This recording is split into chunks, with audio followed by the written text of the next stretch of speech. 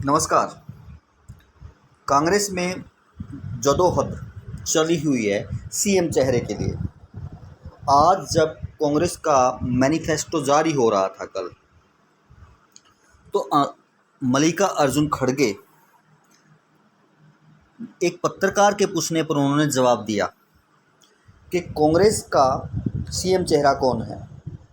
तो इस पर उन्होंने क्या कहा, ये सारी जानकारी हम प्राप्त करेंगे और क्या क्या घोषणाएं की हैं, ये सारी जानकारी हम देखेंगे इस वीडियो में। विधायक दल नेता चुनेगा, ये हमारा सिस्टम है, ये खड़गे जी ने कहा पत्रकार के पूछने पर कि इलेक्शन के बाद अगर हमारा बहुमत आता है तो विधायक दल नेता चुन लेगा हमारे एक सिस्टम के अकॉर्डिंग। यानी कहने का मतलब ये है, अब भी सीएम चेहरा जो है वो प्रस्तावित नहीं किया जा रहा। सीएम चेहरे पर हरियाणा में मोहर नहीं लग रही। और वैसे भी जब मैनिफेस्टो जारी किया जा रहा था तो कुमारी शैलजा और सुरजेवाला उसमें से एब्सेंट थे, वहाँ नहीं थे, केवल हुड्डा जी थे। तो इस करके देखा जा सकता है कि हरियाणा में कांग्रेस में सीएम चेहरा अभी फाइनल नहीं है और सीएम चेहरे के लिए जदोजहद जो है कांग्रेस में चली हुई है। हरियाणा चुनाव के बीच कांग्रेस में सीएम कुर्सी को लेकर मची खींचतान पर पार्टी के राष्ट्रीय अध्यक्ष मल्लिकार्जुन खड़गे ने कोई स्पष्ट जवाब नहीं दिया। बुधवार को खड़गे ने दिल्ली में कांग्रेस का मैनिफेस्टो जारी किया, जिसके बाद उनसे पूछा गया कि भूपेंद्र हुड्डा आपके साथ बैठे हैं, तो क्या कांग्रेस सीएम फेस लेकर चुनाव लड़ेगी, यानी हुड्डा के फेस को लेकर चुनाव लड़ेगी क्या। इसके जवाब में खड़गे ने कहा, कांग्रेस पार्टी में चुनाव के बाद विधायक दल की मीटिंग में सीएम फेस तय किया जाता है। वैसे जो काम करता है उसे मिल ही जाता है, ये हमारा पहले से ही सिस्टम है। इस प्रकार उन्होंने कहा।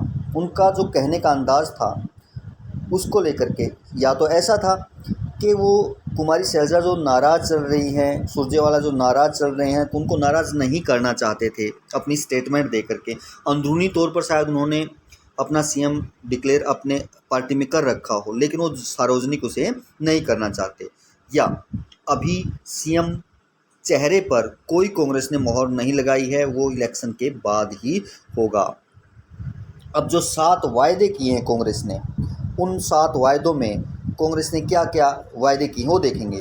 पहला वादा है महिलाओं का सशक्तिकरण। 2000 रुपये प्रति माह महिलाओं को देंगे, 500 रुपये में गैस सिलेंडर, ये महिलाओं के लिए हैं।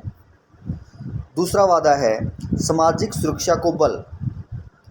उसमें आ जाता है 6000 रुपये बुढ़ापा पेंशन, 6000 रुपये दिव्यांग पेंशन, 6000 रुपये विधवा पेंशन और ओपीएस बहाल करेंगे।